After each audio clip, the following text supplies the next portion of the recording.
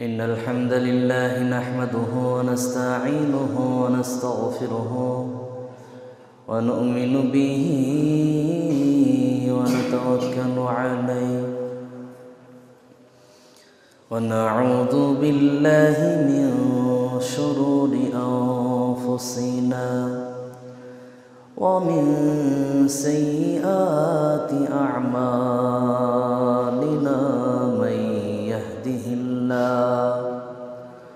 من يهده الله فلا مضل له ومن يضلل فلا تجد له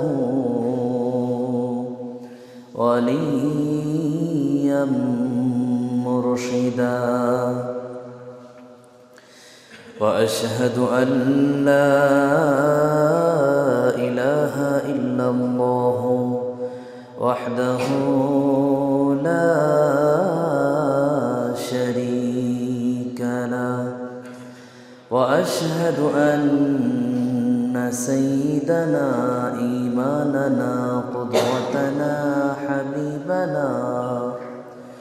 حبيبنا طبيبنا وطبيب أرواحنا محمد الذي أرسله بالحق بشيرا ونذيرا وداعيا إلى الله بإذنه وسراجا منيرا فقد قال الله تعالى في كلامه المجيد وفرقانه الحميد أعوذ بالله من الشيطان الرجيم بسم الله الرحمن الرحيم قاف والقرآن المجيد بل عجبوا أن جاءهم منذر منهم فقال الكافرون هذا شيء عجيب أإذا متنا وكنا ترابا ذلك رجع بعيد قد علمنا ما تنقص الأرض منهم وعندنا كتاب حفيظ وقال تعالى بسم الله الرحمن الرحيم ويل لكل همزة لمزة الذي جمع مالا وعدده يحسب أن ماله أخلده كلا لينبذن في الحطمة وما أدراك ما الحطمة إلى الآخر আমি পবিত্র কোরআনের 30 পারা থেকে একটি সূরার কয়েকটি আয়াত পরিবেশন করেছি। এই সূরাকে সম্মুখে রেখে সংক্ষিপ্ত তাফসীর করে আজকের আলোচনা সমাপনী করার চেষ্টা করব ইনশাআল্লাহ তাআলা। আউযু বিল্লাহি মিনাশ শাইতানির রাজীম বিসমিল্লাহির রাহমানির রাহিম الرحيم ويل لكل همزة لمزة الذي جمع مالا وعدده আল্লাহ পাক রব্বুল আলামিন পবিত্র কোরআনের পারা নাম্বার 30 সূরা নাম্বার 104 রুকু নাম্বার 1 আয়াত নাম্বার 1-2 এর ভিতর আল্লাহ পাক রব্বুল আলামিন তিনি জানালেন, মুফাসসিরিনে কেরাম যারা কোরআনের তাফসীরবিদ তারা জানিয়েছেন হুমাজা শব্দের ব্যাখ্যা হলো মোট 3 রকম। লুমাজা শব্দের ব্যাখ্যাও 3 রকম। 1 নম্বরে স্পষ্ট করা হয়েছে হুমাজা শব্দের অর্থ হলো সামনাসামনি নিন্দা করা। লুমাজা শব্দের অর্থ হলো পিছনে নিন্দা করা। 1 সামনাসামনি নিন্দা করা, আরেকটা হলো পিছনে পরনিন্দা করা। 2 নম্বর ব্যাখ্যা বলা হয়েছে হুমাজা শব্দের অর্থ হলো চোখে চোখে ইশারা করে নিন্দা করা, আর লুমাজা শব্দের অর্থ হলো জবান দিয়ে নিন্দা করা। আর 3 নম্বর ব্যাখ্যা বলা হয়েছে মুফাসসিরিনে কেরামের পক্ষ থেকে বলা হলো 3 নম্বর ব্যাখ্যা হলো এটা হুমাজা শব্দের অর্থ হলো কোনো ব্যক্তিকে তুচ্ছ তাচ্ছিল্য করা সামনাসামনি, কোনো বদনাম না, এমনি ছোট করা, সম্মানহানি করা, ঠাট্টা বিদ্রুপ করে ছোট করা। বদনাম করা হচ্ছে না, তার নামে যে দোষ যে অন্যায় করেছে এগুলো কিছুই না, এমনি তার বংশের নাম ধরে তুই অমুক বংশের ছেলে, তোর বাপ তো ভ্যান চালায়, আমার বাপ কলেজের প্রফেসর, এই যে ছোট করা। তুই অমুক বংশের ছেলে, তোদের বংশে তো চোর ভরপুর, আমার বংশে এমপি এমএলএ রাজনৈতিক পলিটিক্যাল ব্যক্তি। এই যে সম্মানের বিষয় নিয়ে ছোট করা। এরপরে পিছনে আর একটি লুমাজা শব্দের 3 নম্বর ব্যাখ্যা হলো বলা হয়েছে ওই ব্যক্তি যখনই সুযোগ পাবে তখনই কি করবে, সামনে এসে প্রশংসা করে আর পিছনে গিয়ে মুনাফিকি করে। তার মানে সামনে এক পিছনে আর এক। আমি সামাজিকতার কথা নিয়ে আমি বেশি কথা বলার চেষ্টা করি, এখানে একদম সরাসরি আমি কোরআন বলছি। আপনার যদি মনে হয় আমার ব্যাখ্যার ভিতরে ত্রুটি আছে, বিচ্যুতি আছে, আমি তাফসিরের নাম বলছি, তাফসিরে কুরতুবী। যদি আপনার বাড়িতে না থাকে আপনি ইন্টারনেট দেখবেন, ইন্টারনেটে তাফসিরে কুরতুবী, গুগল প্লে স্টোরে যাবেন, গিয়ে আপনি সার্চ করবেন তাফসিরে কুরতুবী, বাংলা ডাউনলোড করবেন, দেখবেন ওখানে পাবেন 3 রকম ব্যাখ্যা। যদি এটাও না পান, যদি মনে করেন ওটা বাংলা পারছি না, আমি আরবি তো পড়তে জানি না, তাহলে বাংলা পড়তে গেলে কোন তাফসির খুঁজবেন? তাফসিরে আবু বকর জাকারিয়া, যেটা বাংলাদেশের একজন আমাদের আহলুল হাদিসের একজন ব্যক্তি, নাম ডক্টর আবু বকর জাকারিয়া, তিনি এই তাফসির লিখেছেন, এখনো তিনি জীবিত আছেন। আরো তাফসির, এই তাফসির আপনি পাবেন আমাদের ভারতেরই লেখক, নাম আব্দুল হামিদ ফাইজি আল মাদানী, তিনি একটি তাফসিরের সম্পাদনা করেছেন, তাফসিরে আহসানুল বায়ান। এই তাফসির আমাদের সমাজের ভিতরে অহরহ পাওয়া যায়। 3 রকম তাফসিরের ভিতরে একটা একটা করে আমি একটু বলার চেষ্টা করি। আল্লাহ পাক রব্বুল আলামিন তিনি বললেন যারা সামনে নিন্দা করে, তার মানে হলো মানুষের চুরি করেছে সেই কথা তার সামনাসামনি বলে অপমান করে। এটা সত্য, সে যে চুরি করেছে, কোনো ব্যক্তির হাঁস চুরি, মুরগি চুরি, মোবাইল চুরি, যাই হোক চুরি করেছে, এটা সত্য।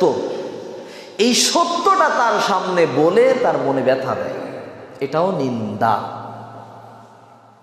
সত্য কথা বলে তার মনে ব্যথা দেয়। 2 নাম্বার হলো এমন কিছু অন্যায় তার পিছনে প্রকাশ করে যাতে তার সম্মানহানি হয়। এই সম্মানকে নিচু করার পর্যায়ে যারা যাওয়ার জন্য সর্বসময় প্রস্তুতে লেগে থাকে, এই ব্যক্তিদের সম্পর্কে আল্লাহ বললেন ওয়াইলুল লিকুল্লি হুমাযাতিল লুমাযা।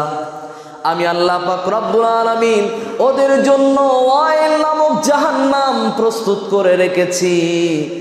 আল্লাহ বললেন ওদের প্রত্যেকের জন্য আমি আল্লাহ শাস্তি নির্ধারণ করে রেখেছি। 2 নম্বর আয়াতের ভিতর আল্লাহ পাক রব্বুল আলামিন জানালেন আল্লাযী জামাআ মালান ওয়া আদ্দাদা, যে সমস্ত ব্যক্তিরা নিজেদের মাল সম্পদগুলোকে গচ্ছিত করে রেখে দেয়, মাল সম্পদগুলোকে গচ্ছিত করে রেখে দেয়। কেন? এর কারণ হলো তারা বলে ইয়াহসাবু আন্না মালাহু আখলাদা, কারণ তারা মনে করে আমার এই মাল সম্পদ আমাকে চিরস্থায়ী বানিয়ে রাখবে, এই মাল সম্পদ আমার কাছ থেকে দ্বিতীয় হাতে কোনোদিন যাবে না, এইটা মনে করে। আমার কাছে এই বছরে আমার কাছে 2023 সাল শেষ হয়ে যাওয়ার মতো হয়ে গেছে, ডিসেম্বর মাস চলে এসেছে। এই বছরে আমার কাছে 2 লাখ টাকা জমা হয়ে গেছে, এই 2 লাখ টাকা আমার কাছ থেকে কোনোদিন হাতছাড়া হবে না।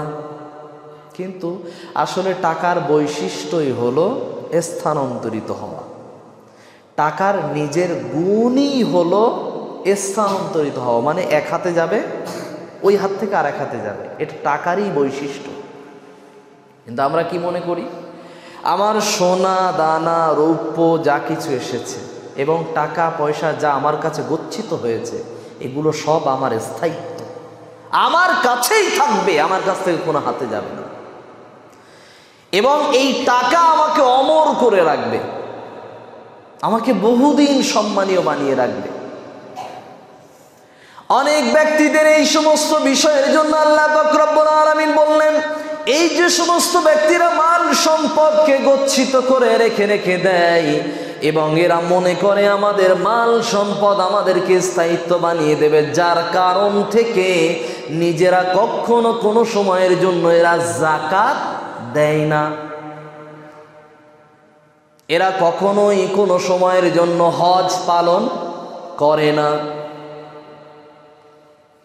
বহু মানুষকে পাওয়া যাবে যারা আমাদের মুসলমান সম্প্রদায়ের মানুষ, মাযহাব মাসলাক যেদিকেরই হোক না কেন আমার বিষয় না, কিন্তু মূলত বিষয় আমি বলতে চাই এটাই, যে সমস্ত ব্যক্তিদের অর্থ সম্পদ হয়েছে যাকাত দেওয়ার পরে, যাদের টাকা আরও বাড়তি আছে, আপনি ধরে নেন অন্তত 5 লাখ টাকা, 7 লাখ 10 লাখ টাকা যাদের কাছে গচ্ছিত আছে, অথবা এমন টাকা আছে 1 বছরের ভিতরে তার অন্তত তার কাছ থেকে ট্রানজাকশন হয়, টাকা পয়সা ব্যবসা বাণিজ্যের মাধ্যমে লেনদেন হয়, 10 লাখ 20 লাখ টাকা করে হয়ে যায়, কিন্তু সেই ব্যক্তিটা একবারও ধারণাই আনে না যে আমি একবার অন্তত উমরা করে আসি, অন্তত একবার উমরা করে আসি, কিন্তু তার জন্য হজ ফরজ হওয়ার পরেও সে হজ করতেও যায় না। আপনি কি মনে করেছেন হজ আমি করার নিয়ত করিনি এইটা? জি না, আসলে ওটা না। হজ করা আল্লাহ আপনার নসিবেই রাখেন। কেন বলেন তো? আপনার নিয়তই তো নেই, আল্লাহ আপনাকে নসিবে দেবে কেন? আপনার টাকা কম, কিন্তু আল্লাহর কাছে আপনি দোয়া করেন বারবার আল্লাহর কাছে আপনি প্রার্থনা করেন, বারবার আল্লাহর কাছে আপনি সাহায্য চান, আল্লাহ তোমার বাইতুল্লাহকে আমার জিয়ারত করার একবার সুযোগ করে দাও। আপনি দরদ নিয়ে মনটাকে নরম করে তাহাজ্জুদের সময় আপনি আল্লাহর কাছে করেন, দোয়া করেন, প্রার্থনা করেন, এবং সেই অনুপাতে টাকা পয়সা রোজগার করার জন্য ব্যবসা বাণিজ্যের দ্বারাই হোক এবং কাজকর্মের দ্বারাই হোক আপনি টাকা পয়সা গচ্ছিত করেন, ওই নিয়তে যাতে আল্লাহ আমার উমরা করার তৌফিক দেয়। উমরা করতে কত খরচ? বর্তমান সময়ে সর্বনিম্ন 70 থেকে 75 হাজার টাকা অথবা 80 হাজার টাকা, সর্বোচ্চ 1,20,000 থেকে 1.5 লাখ টাকা খরচ, এর বেশি না। কিন্তু উমরা করা তো ফরজ না, ফরজ হলো হজ করা, আর উমরা আর হজ দুটো এক না। আমরা অনেকেই কি বলি জানেন? উমরা হজ করতে গেছে। কি বলি? উমরা হজ করতে গেছে। উমরা হজ বলা হয় না, উমরাকে উমরাই বলা হয়, আর হজকে হজই বলা হয়। অনেকে আবার বাক্য তৈরি করেছে, ওটা ছোট হজ, এটা বড় হজ। জি, ছোট হজ বড় হজ বলে কিছু নেই, হজ হজই হবে। মূলত এখানে এই আয়াতের ব্যাখ্যা আল্লাহ এবং তাফসিরে কেরাম, তাফসিরবিদ যারা আছেন তারা বলছেন কি, যারা মাল সম্পদ গচ্ছিত করে এবং তারা যাকাত দেয় না এই নিয়তে যে এই টাকা পয়সা আমার অর্জিত সম্পদ, আমি গচ্ছিত করেছি। কিন্তু আল্লাহ কি বলছেন সূরাতুল বাকারার ভিতরে? আল্লাহ বললেন ওয়া মিম্মা রাযাকনাহুম ইউনফিকুন। আল্লাহ পাক রব্বুল আলামিন তিনি জানালেন, বান্দা আমি তোমাকে যে রিজিক দিয়েছি, অর্থ সম্পদ দিয়েছি, তা হতে ব্যয় করো। আমাদের কাছে যদি টাকা পয়সার জন্য মসজিদ থেকে, মসজিদের পক্ষ থেকে যদি হাত পাতে, তখন বলে কতবার করে চাঁদা দেবো এক মসজিদে। কিন্তু ওই একই ব্যক্তি যদি মেয়ের টিউশনের জন্য টাকা দিতে হয় কত, 500 টাকা, ওই একই ব্যক্তি প্রতি 3 মাসে কারেন্টের বিল দেওয়ার জন্য কত দিতে হয়, 1200 টাকা, একবারও প্রশ্ন করবে না। ওই একই ব্যক্তি সপ্তাহে 2 দিন করে হাট বাজার করে, তার জন্য খরচ কত হয়, 500, 1000 টাকা, কোনো প্রশ্ন করবে না। ঠিক একই ব্যক্তি যদি ওর বাচ্চা যদি কেজি স্কুলে পড়ে, মাসে কত লাগে, 1000 টাকা, 1500 টাকা, 2000, 5000, কোনো প্রশ্ন হবে না।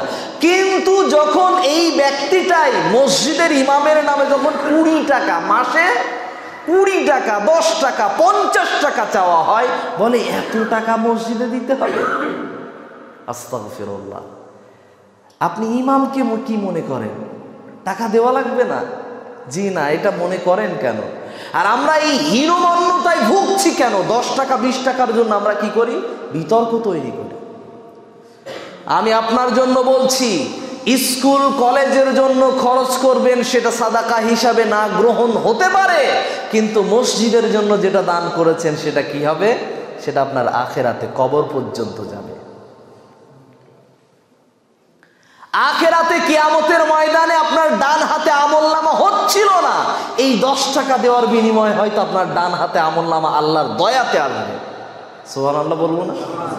এটা আমি আপনাকে বলছি, মসজিদের জন্য খরচ করেন, মসজিদের জন্য ব্যয় করেন, মাদ্রাসার জন্য ব্যয় করেন, কোরআন হাদিস কিনে দেওয়ার জন্য একটা মসজিদে কোরআন কিনে দেন, মসজিদে একটা হাদিস কিনে দেন, হাদিসের গ্রন্থ কিনে দেন, এটা আল্লাহ আপনার খাতায় জমা রেখে দেবে।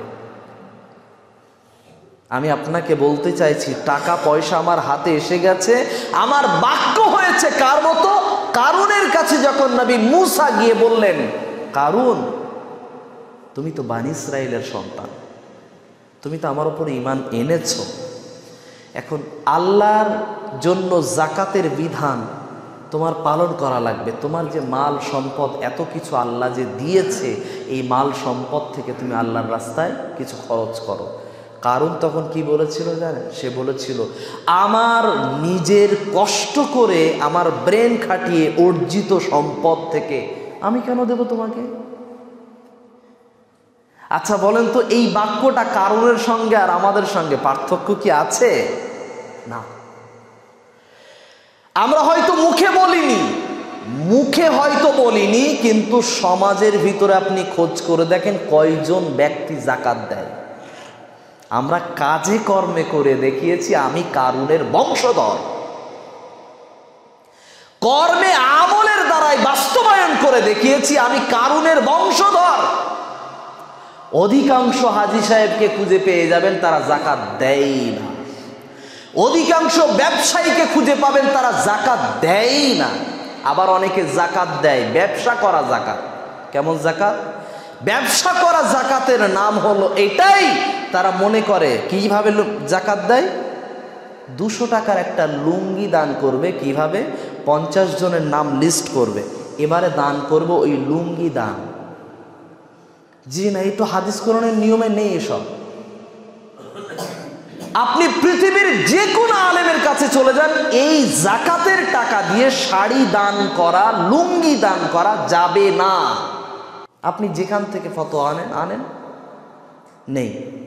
কি করতে হবে তাহলে? ওই টাকাটাকে আপনার দিতে হবে যে ব্যক্তির ওষুধ কিনতে পারে না, আপনি তাকে দেন। যে ব্যক্তির সংসার চলে না, আপনি তাকে দেন। 8 প্রকার ব্যক্তিকে দিতে হবে। তার ভিতরে যে ব্যক্তি অভাব অনটনে ভুগছে, যারা আপনার নিজের বংশের ভিতরে, নিজের আত্মীয়ের ভিতরে, নিজের পাড়া পড়শির ভিতরে, 3টে সবার আগে পাবে, তারপরে বাইরের মানুষ। আমরা জাকাত দিই কাদের জানেন? প্রথমে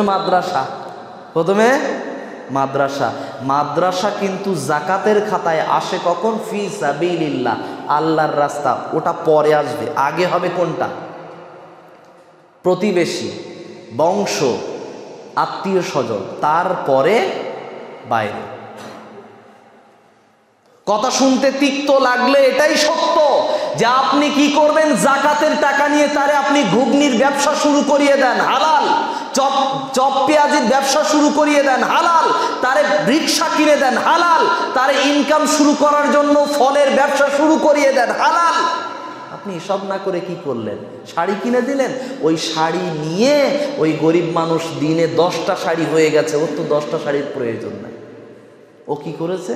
শাড়ির দোকানদারদের কাছে গিয়ে ওই 200 টাকার শাড়ি নিয়ে ও আবার 100 টাকায় বিক্রি করে বাড়ি চলে গেছে। আস্তাগফিরুল্লাহ। কেন করেছে? কারণ ওর শাড়ির প্রয়োজন নাই। ওর প্রয়োজন ওষুধ কেনার, ওর প্রয়োজন ওর ছোট বাচ্চার একটা জুতো কেনার। ও তো চাহিদা মিটছে না। অতএব জাকাতের টাকা অবৈধভাবে নিজের ইচ্ছা মতন খরচ করা এটা যাবে না। কারণ জাকাত এসেছে ইসলামিক বিধান থেকে, আর ইসলামিক রীতি রেওয়াজ তরিকা বিশ্বনবীর কাছ থেকে শিখতে হবে।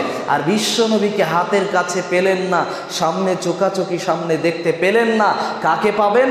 আল উলামা ওয়ারাসাতুল আম্বিয়া, নবীর উত্তরসূরি যারা, তারা আলেম সমাজ। এই আলেম সমাজের কাছ থেকে পাবেন ওয়ারিসুল ইলম, যারা আলেম সমাজ, তারা নবীদের জ্ঞান তাদের কাছে জমা থাকে। ওই জ্ঞান থেকে জেনে আপনাকে কি করতে হবে? জাকাত দিতে হবে। কারণ কি? জাকাত একটা ইসলামিক বিধান। এখন এর প্রশ্নবিদ্ধ যখন আপনি করবেন তখন কি করতে হবে? আল্লাহর কোরআন বলছে, ফাসআলু আহলাদ যিকরি ইন কুনতুম লা তা'লামুন। ওই বিষয়ে জানো, যেটা বিষয়ে তোমার প্রশ্ন আছে, জানার ইচ্ছা আছে, যেই বিষয়ে তুমি কি করো ওটাকে প্রশ্ন করো তাদের কাছে, যারা আহলুল যিকর, যারা জিকির, যাদের কাছে জিকিরের জ্ঞান আছে, অর্থাৎ ইসলামের শরিয়ার জ্ঞান আছে, তাদের কাছ থেকে জেনে নাও। জানার পরে সেইটাকে তারপরে আমল করো, সেটাকে বাস্তবায়ন করো। কোন বিষয়ে জানো? যে বিষয়ে ইন কুনতুম লা তা'লামুন, যে বিষয়ে জানো না ওই বিষয়ে জানো। এখন জানা বিষয় নিয়ে প্রশ্ন করা যাবে না। আপনি জানা বিষয় নিয়ে তার সঙ্গে পরামর্শ করতে পারেন, কিন্তু তাকে প্রশ্ন করবেন না এইভাবে যে মাওলানা সাহেবের এবং এই হুজুরটার, এই বক্তাটার, এই আলেমটার, এই ব্যক্তিটার, এই সমাজের মানুষটার কেমন জ্ঞান আছে দেখি তো, এই মাস্টার মহাশয়ের কেমন জ্ঞান আছে দেখি তো। যে টেস্ট করার জন্য প্রশ্ন করা যাবে না। আমি আপনাকে বলছি পরামর্শ করার জন্য তার সঙ্গে আপনি জ্ঞান বিনিময় করেন, জ্ঞান আদান প্রদান করেন, এটা জায়েজ আছে। আসি মূলত কথায়, জাকাত যারা দেয় না তাদের বিষয়ে আল্লাহ সাবধান করলেন যে ওদের কাছে মাল সম্পদ গচ্ছিত হওয়ার পরে মনে করে এটাই এই মাল আমাকে স্থায়িত্ব বানাবে। আল্লাহ পাক রব্বুল আলামিন বললেন, কাল্লা লা ইউনবাযান্না ফিল হুতামা, কখনোই না, কখনোই হতে পারে না। ওদের মাল ওদেরকে কখনো স্থায়িত্ব বানাবে না, ওদেরকে কখনো সারা জীবন ওই মাল ওদের সম্মানকে ধরিয়ে রাখতে পারবে না। ওদের জীবন এমন একটা সময় এসে যাবে যেই সময়টায় আসবে মৃত্যু। মৃত্যুর পরে ওদের জীবন হবে ফিল হুতামা। আমি আল্লাহ ওদেরকে এবং ওদের মাল নিয়ে, যে সমস্ত গচ্ছিত মাল, যারা জাকাত দিত না এবং যারা কি করতো না, হজও করে নাই, এদের মালগুলোকে আমি আল্লাহ পাক রব্বুল আলামিন একত্রিত করব। একত্রিত করার পরে ওই মালগুলোকে জাহান্নামের আগুন দিয়ে গরম করার পরে ওদের গায়ে ছেঁকা দেওয়া হবে। বোঝেন? বুঝে দেখেন, নিজেদের মাল সম্পদ বেশি হয়ে যাওয়ার পরে যদি মনে করেন আল্লাহর রাস্তায় ডাক আসলে আল্লাহর রাস্তার জন্য খরচ করার জন্য যখন আহ্বান করা হয়, তখন যদি আমি খরচ না করি, আমার শাস্তিটা কি? আল্লাহ বললেন, ওদের জন্য আমি আল্লাহ পাক রব্বুল আলামিন জাহান্নামের শাস্তি তৈরি করেছি। ওই জাহান্নামের নাম হলো হুতামা। আর এই হুতামা নামক জাহান্নামটা কেমন, আল্লাহ পাক রব্বুল আলামিন আবার নবীকে জিজ্ঞাসা করলেন এবং সমস্ত উম্মাহকে জিজ্ঞাসা করলেন, ওয়ামা আদরাকা মাল হুতামা, হুতামা নামক জাহান্নামটা কেমন কি জানো? আল্লাহ নিজেই উত্তর দিলেন, নারুল্লাহিল মুকাদা। হুতামা নামক জাহান্নামটা হলো এটা আল্লাহর একটা আগুন। আমরা নিজে হাতে করে আগুন জ্বালাই, গ্যাসের আগুন আমি জ্বালিয়েছি, নিজে হাতে ম্যাচ জ্বালিয়েছি, এটা আমার হাতের আগুন। দেশলাই জ্বালিয়েছি, আমার হাতের আগুন। চুলো জ্বালিয়েছি, কাঠের আগুন, কিন্তু আমার হাতেই জ্বালানো আগুন। এই আগুনের ওপরে আপনি হাত এইভাবে নেবেন, ভিতর দিয়ে ভরে চলে আসবেন, হাত না পুড়তেও পারে, কিন্তু 10 সেকেন্ড ধরে রাখবেন, হাত পুড়ে যেতে পারে। পৃথিবীর আগুনের যদি এই তেজ হয়, এই আগুনে যদি হাত দিতে ভয় করে মানুষ, এই আগুনে পুড়ে যেতে যদি মানুষ ভয় করে, আল্লাহর আগুন কতটা সাংঘাতিক হবে, কতটা ভয়ঙ্কর। ওই ভয়ঙ্কর সম্পর্কে আল্লাহ বলছেন, দেখেন, আল্লাতী তাত্তালিউ আলাল আফইদা। ওই আগুনটা হবে এমন, পৃথিবীতে আমরা দেখতে পাই কারেন্টের ভিতরে যখন আমরা বিদ্যুতের তারে যখন কোনো রকম বিদ্যুৎ থাকা অবস্থায় যদি হাত দিয়ে ফেলি, ভুলক্রমে হোক অথবা ইচ্ছাকৃতভাবেই হোক, যদি আমরা হাত দিয়ে ফেলি, কিন্তু আমাদের জানা আছে ভালো করে এই বিদ্যুতের ভিতরে কি আছে। বিদ্যুতের ভিতরে একটা বৈশিষ্ট্য আছে, তার নাম হলো আগুন। বিদ্যুতের ভিতরেও কি আছে? আগুন নামক একটা বৈশিষ্ট্য আছে। বিদ্যুতের ভিতরে যখন হাত দেওয়া হবে, বিদ্যুৎ কিন্তু আপনাকে আপনার চামড়া আগে পুড়িয়ে দেবে না, আপনার চুল আগে আপনার পুড়িয়ে দেবে না, আপনার ভিতরের রক্তগুলোকে সম্পূর্ণ শোষণ করে নেবে, এরপরে ভিতরগুলোকে পুড়িয়ে দেবে। আল্লাহর আগুন এর থেকেও ভয়ঙ্কর। আল্লাহর আগুন সম্পর্কে আল্লাহ বললেন, আল্লাতী তাত্তালিউ আলাল আফইদা। আল্লাহ পাক তিনি বললেন, আমার আগুন এমন আগুন হবে, এই হুতামা নামক জাহান্নামের ভিতরে যারা প্রবেশ করবে, ওদেরকে আল্লাহ কি করবেন, ওদের নাড়ি ভুড়ি এবং কলিজাগুলোকে ভিতর থেকে সম্পূর্ণ আগে পুড়িয়ে ছারখার করে দেবে। এতটা ভয়ঙ্কর। এরপরে আবার বললেন, এই জাহান্নামের আগুনটা কতটা ভয়ঙ্কর, ইন্নাহা আলাইহিম মুসাদা ফি আমাদিন মুমাদ্দাদা। জাহান্নামের এই আগুনগুলো ওই মানুষদেরকে পরিবেষ্টন করে রাখবে, সম্পূর্ণ ঘিরে রাখবে। মানে আপনি যে আগুনের কাছে যান, ওই আগুন থেকে আপনি পলায়ন করতে পারেন, দৌড়াতে পারেন, কিন্তু জাহান্নামের এই আগুন আপনাকে পাঁচিলের মতো সম্পূর্ণ তালা মেরে ঘিরে রেখে দেবে। কোথায় যাবেন? লাফ মারবেন? পারবেন না। বসে পড়বেন? পারবেন না। সাইডে যাবেন? যেতে পারবেন না। চারিদিকে আপনাকে পরিবেষ্টন করে ঘিরে রাখবে। কোথায় যাবেন? পলায়ন করা সম্ভব না। আল্লাহর শাস্তি এতটা জঘন্য, এই শাস্তি আল্লাহ তৈরি করে দিয়েছেন কাদের জন্য? 2 প্রকার ব্যক্তি, যারা সামনে নিন্দা করে, ইশারায় ইশারায়, দেখ ওই যে যাচ্ছে, ওই যাচ্ছে। এই যে ইশারায় ইশারায় তুচ্ছ তাচ্ছিল্য করা, সম্মানহানি করা, আর সামনাসামনি জিহ্বা দিয়ে মানুষকে অপমান করা, এই দুটো বিষয়ের এই এক ব্যক্তিকেই আল্লাহ বললেন এ যাবে হুতামায়। 2, আল্লাহ ওই ব্যক্তিকে জাহান্নামের ভিতর হুতামা নামক জাহান্নামে দেবেন। তার নাম, সেই ব্যক্তিটা হলেন মাল জমা করেনেওয়ালা, যারা হবে কি কারুনের উত্তরসূরি।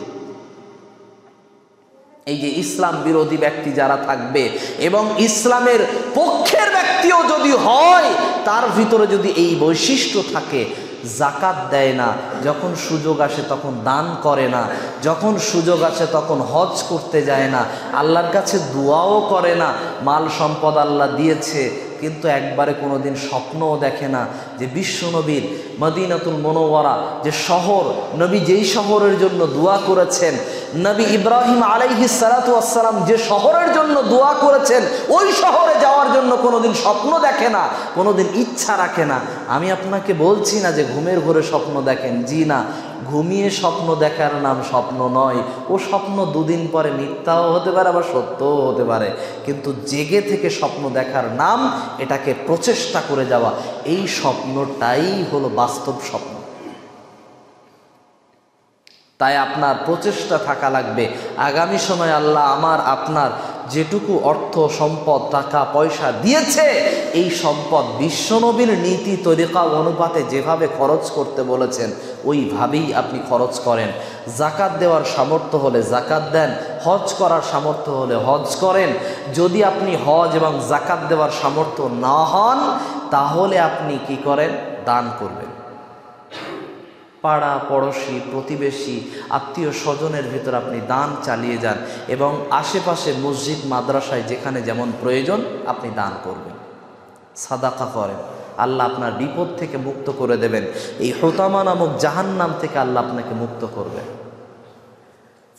অতএব এই জাহান্নাম থেকে আমরা যাতে বাঁচতে পারি, আল্লাহ যেন আমাদের প্রত্যেকের ভিতরে জাহান্নাম থেকে মুক্ত হওয়ার যে সমস্ত বৈশিষ্ট্য আছে, সেই বৈশিষ্ট্যগুলো যেন আমাদের ভিতরে আল্লাহ ভরপুর করে দেন, বলি আমিন। আল্লাহ আমাদের ভিতরে যে সমস্ত ইমানদার মুমিন ব্যক্তি আমাদের ভিতরে যারাই আছে, তাদের সকলের ভিতর থেকে নিন্দা পরনিন্দা করা আমাদের ভিতর থেকে বের করে দাও। আল্লাহ আমাদের ভিতরে যে সমস্ত ব্যক্তিরা মাল সম্পদ গচ্ছিত করছে, প্রত্যেকের মনকে প্রশস্ত করে দাও, হৃদয়টাকে নরম করে দিয়ে মসজিদ মাদ্রাসার প্রতি, গরিব অসহায় ব্যক্তির প্রতি হৃদয়বান প্রশস্ত দিলের অধিকারী আমাদের সকলকেই বানিয়ে দেন, বলি।